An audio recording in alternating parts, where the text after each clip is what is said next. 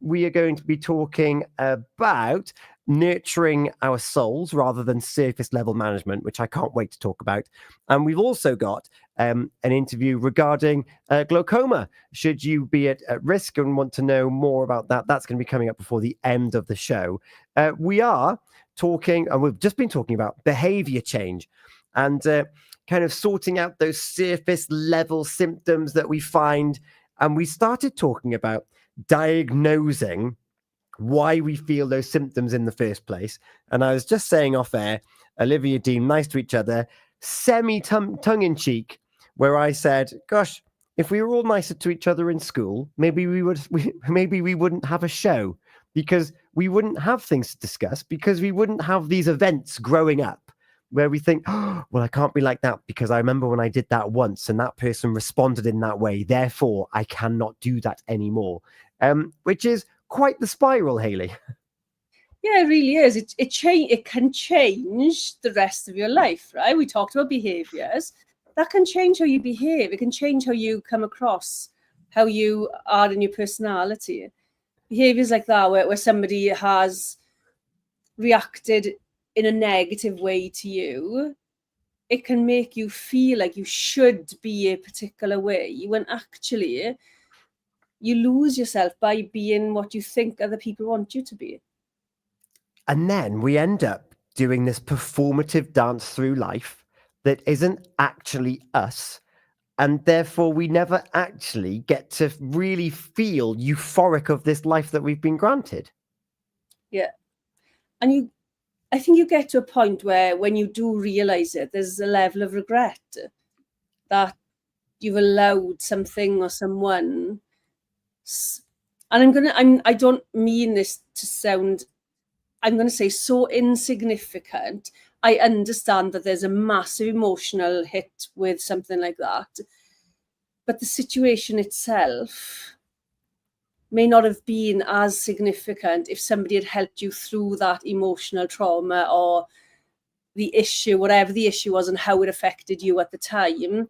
It may not have changed anything for you if you'd have had the right support. The right support at the right time is absolutely golden, isn't it? There's been circumstances where I've been nearby where what's happened is an event may have happened and person A has changed their whole character because of what happened. They're like, oh no, I feel so small. I can't ever do that again because that person reacted in that way. And then many years down the line, a conversation comes up and the person that made them feel that way is in the room. And they're like, oh, you know, when you said that to me back whenever that was, that made me feel like this. And as a result, I didn't go on to pursue those dreams or pursue that opportunity or to try something. And that person turns around and says, oh, I can't even remember it. Or, I didn't mean it that way. If you'd have just said, that's actually what I meant. Oh. And that's the assumption versus fact, right? Yes, it is. Something, but not check the facts.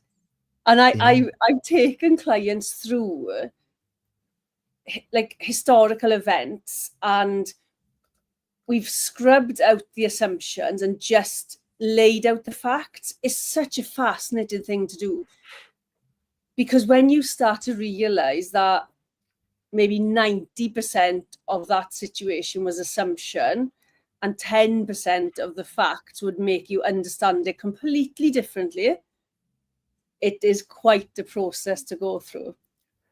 I can imagine. And that must be quite a difficult conversation to have, because depending on how much further down the line you are, those assumptions are facts because you've been living by them for so long. Like they're not facts, but like in your mind, it was like, no, that I feel this because of that. That's quite a barrier to knock down. It is, and more often than not, the assumptions come from the emotional impact, not necessarily the situation. So this is where I suppose assumption versus fact is quite important. We will assume something based on who we are, not necessarily who they are. Yeah, because we've all got our own priorities, language styles, emphasis on what we get out of life and how we observe things. But if we judge everyone by our own perspective, then that might not be the way that it was received and then transmitted back to you and then received by us. Yes. But we started this, didn't we? Then you go on to live that as your reality. Yeah. But when you look at it, maybe speaking to that person and they say, well, actually, I didn't say that exactly, or I didn't mean that exactly. You can then take a step back and go, oh, okay, I've misinterpreted you. But yeah, you go. I was going to say, if we go back to the theory of figuring out why did we misinterpret, what was it that made us interpret it in that particular way, then we start getting to the root of it again. Gosh, yeah, because it's not about that individual circumstance, is it? It's about why we interpreted that circumstance to be what the outcome ended up being. Yes. Oh my goodness. Okay. And because every time we approach that circumstance, which leads in an outcome, this is where our roots and our neural connections in our brain are getting deeper and stronger and thicker, which means the next time we're in that situation or a similar one, we're going to respond in the right way because we haven't actually got to the root cause yet. Yeah, because it's all, we triggered the same pattern because it becomes a pattern, like a groove in a record player. Or my best one is, you do know what a Skilletrix is, don't you? I love a Skilletrix, yes. Well, a lot of children don't know what they are, so I have to use it. But it's the same thing. If you put a car on a Skilletrix, whatever way you put that track up, you put a car on that track, it has to go around that track. This is a similar process. So you get into the pattern of situation being the trigger. There's an emotional reaction or emotional memories. And we don't realize they're emotional memories. We think they're new, raw emotions. There's some kind of physical reaction. There's a self-talk. There's a perception. And then we leads to behaviors and the outcome. So we have that pattern, like the Skilletrix track, that happens automatically. Oh, and then just talking about it with that individual isn't going to change that track. It's just going to maybe put a street lamp on it. Or you get to change it because you get to decide, do I continue doing what I've been doing because I thought it was this particular way, or now do I get to change it? So let's say, for example, shame for me has been toxic shame has been a huge thing in my life. It affected my self-esteem. It affected my ability to go and do things. So as a child, I gave up dancing. I love dancing. I would have given anything to dance, but I gave up dancing. I started and gave up athletics. I went into a choir. In adulthood, I went into the choir. So there's other things along the way as well. I mean, there's been lots of things I've achieved, but there have been things that I couldn't put myself front and center because of toxic shame and self-esteem issues. Those were my patterns. So athletics in particular, I believe that when people laughed around me, I was somebody people were laughing at. Mm-hmm. So when I went to athletics, there was a group of girls who had obviously been going for a long time, laughing and joking about something, not even sure it was me. But in my head, it was about me because I was somebody people laughed at. And I left. But that was based on not any of the circumstances in that moment. That was all the assumption, that was all assumed, therefore decision made. It was about the emotional memories of people laughing in a situation, a particular situation, but many throughout my life, a particular situation where the emotional roots are, where people laughed at me when I was young. And that moment triggered, and every time somebody used to laugh around me, I used to think it was me. And it triggered every time. Same pattern, same Skilletrix track, went all the way around it and ended up removing myself. So I never put myself in that position. So when did that start changing then, where you were like, I'm in a new situation, there's people laughing, it's about me, hang on, maybe it isn't. The realization that is quite egotistical to think everybody thinks about me and laughs about me. But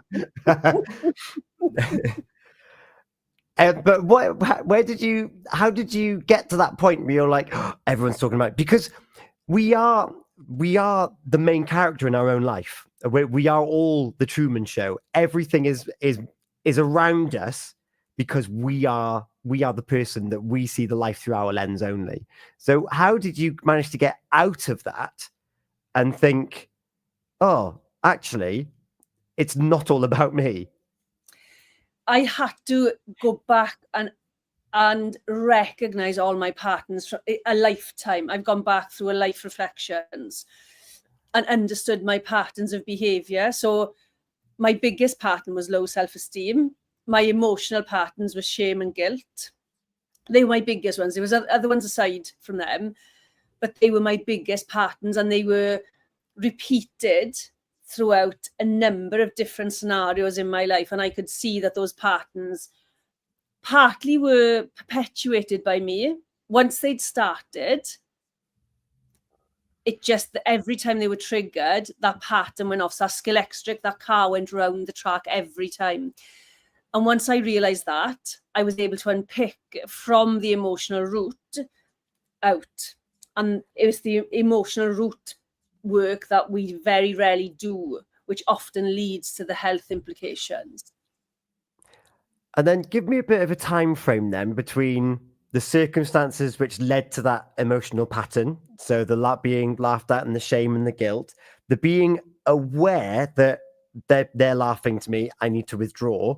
And then that moment of, I'm going to call it emotional maturity, where you were like, hang on, I'm recognizing this pattern. I'm going to do this deep think work, and I'm going to go back to the beginning. What was the time scale for all of that?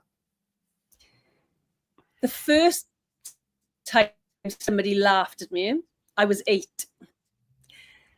When I got to a point where I understood I needed to know all that stuff about myself, I needed to understand all that stuff about myself, I was in my 40s. Wow. So a really long time had passed from that 8-year-old Hayley being like, that person's laughed at me, therefore everyone, well, and then presumably soon after that, someone else happened to be laughing after you had done something, and now you've linked them together. So this big old chain, this big old scale electric track has come together, and it wasn't until much later down the line where you think, hang on, surely everyone's not laughing at me.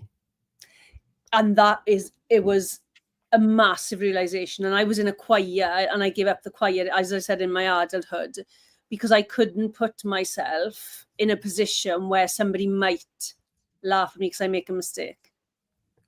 Wrong with confidence is what we call that. But fundamentally, if you're in a choir and you sing a note that's not the right note and everyone hears you, people are going to chuckle.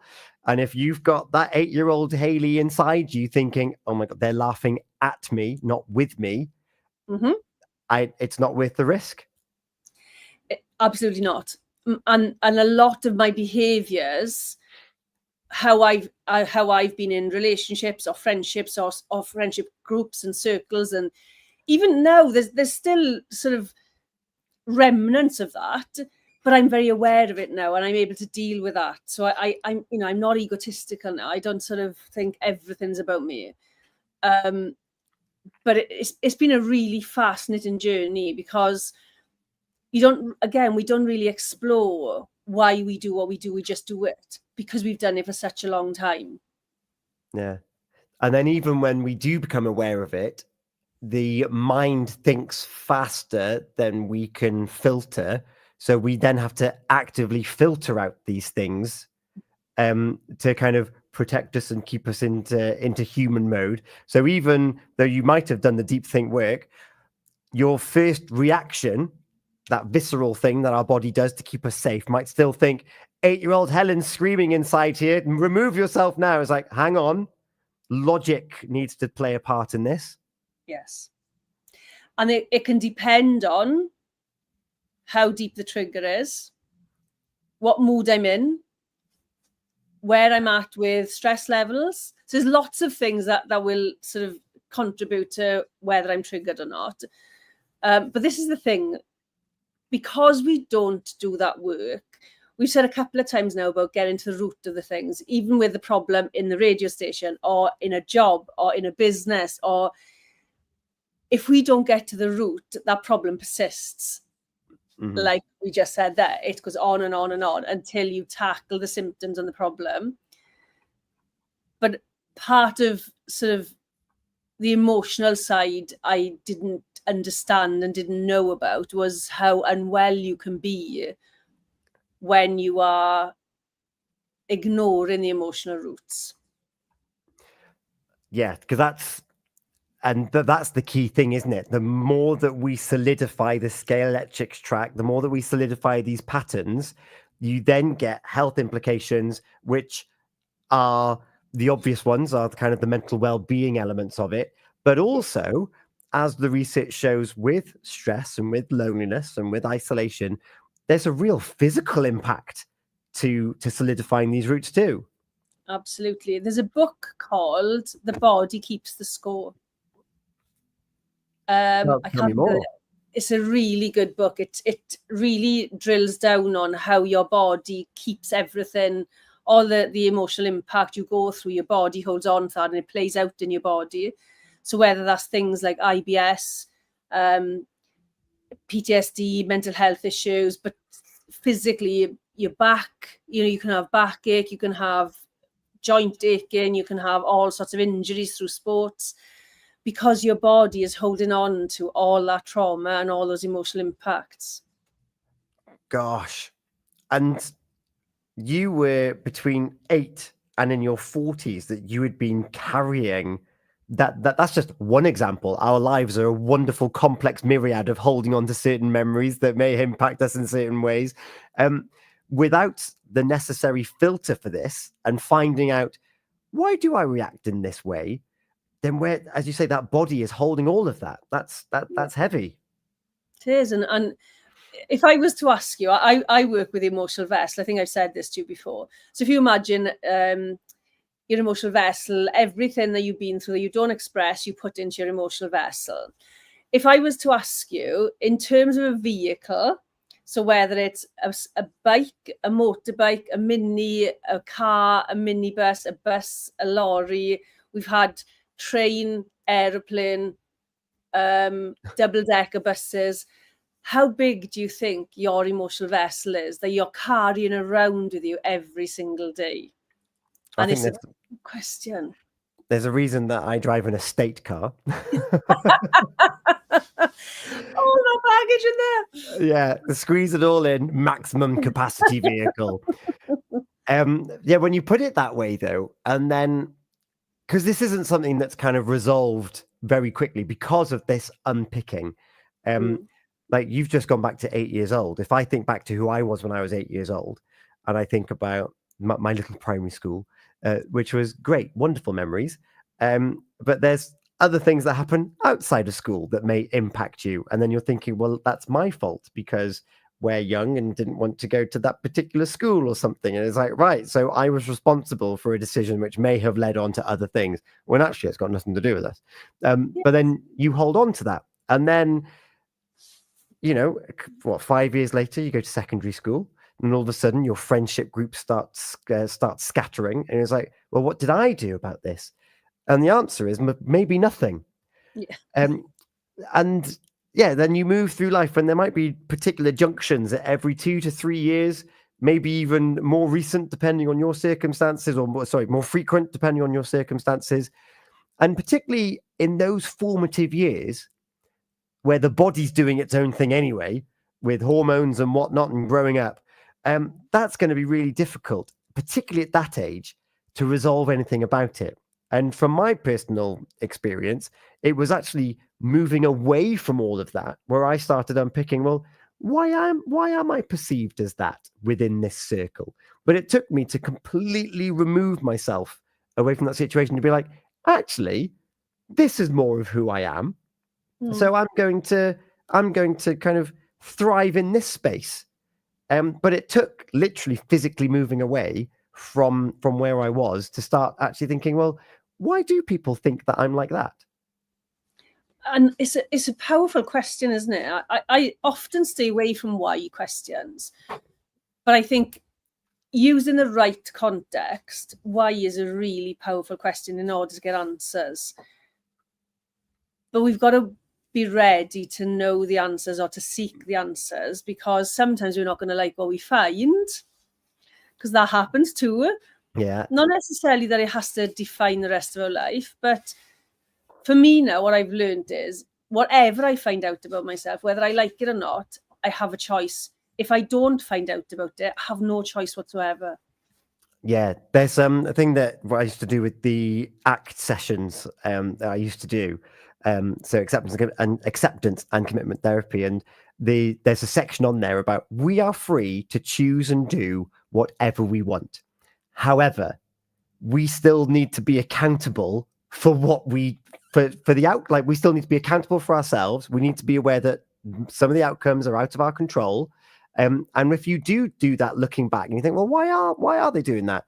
There does need to be an element of, oh, it might be when I turned up and biffed them on the nose. As I actually caused that. People think I'm aggressive because I was. Yes. For example, so that when you look back, you'll be like, well, no, I've always been delight. And all of a sudden you get some third parties in. Well, do you remember when you said that about that person? Yeah, that kind of made me change my perspective on you. Yes.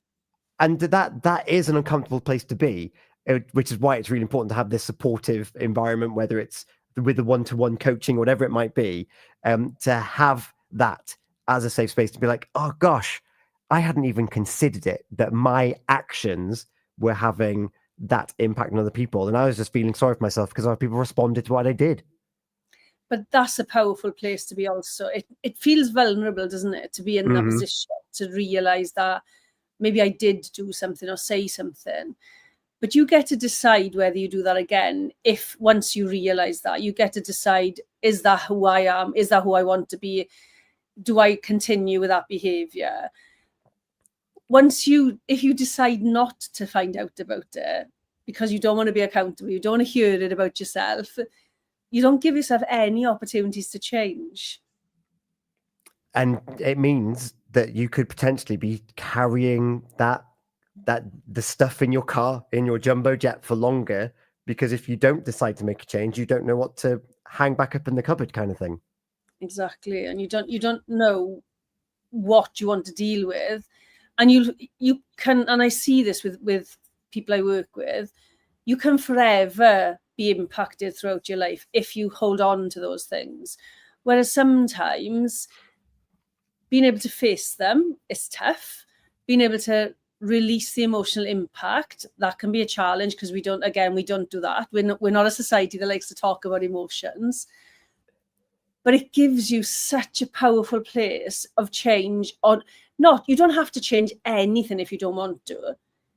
But if you don't have all the information, same as any other problem in the radio, in business, in whatever relationship, if you don't have all the information, you can't make the relevant changes. Or at least you don't have the choice to make the relevant changes if you don't have all the information. Yeah, you've got rid of your roadmap. And that's the difference between our Scale Electrics example we keep going back to, and having the whole route map and thinking, well, actually, I find myself at this crossroads based on previous experiences and the root cause of why I feel like this is a crossroads in the first place, because it might not even be a crossroads to someone else. That's how unique our perspective on the world is. You think, well, if I take a left, that's a repeated pattern of what I've always done. However, based on this work I've done on myself and why certain people might, or why I perceive other people might think I might take this action, I could go straight ahead. Or we can do, and this is something which always brought a bit of a laugh in the sessions I used to run, we could do something that's completely off the wall and make a new pattern, but willfully, like through choice. I'm going to do this just to see what happens. Some might say that it can accentuate reckless behavior, but even recklessness has a little bit of forethought in it. Yeah, and it's a lesson learned, isn't it? If you want to be a little bit reckless, and you do something reckless, as long as you're learning lessons from it. If you're just being reckless and you're spinning around, wrecking everything, that's a little bit different. But if you're learning from it and changing, that's part of life, isn't it? Yeah. And then through learning and changing and developing and seeing other perspectives, being in different situations, driving a different way to work, all of a sudden we're building up resilience. We're building up this psychological flexibility. We're able to put ourselves in any situation and realize that if we're being laughed at, 8-year-old Hayley doesn't need to be there, because actually I've been in situations that are bigger than this, and it's still there, but it's become ever so much smaller through this wonderful tapestry of life that we've built just through doing different things. Yeah, absolutely. And the biggest shift for me, it wasn't necessarily changing my behavior. It was releasing the emotional impact. So the shame and the guilt, those are the two big, massively powerful emotions. Releasing those is that was game changing.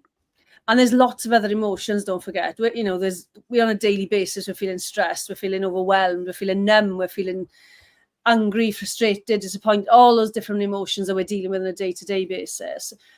We're holding on to those constantly. So it's no wonder people are living with headaches, they're living with aches and pains, they're living with IBS, they're living with all those kinds of things.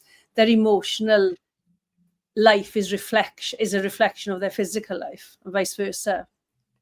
And that could potentially be exhausting. And going back to behaviors that we talked about earlier, that's why they're not doing the deep work, because they're just tired.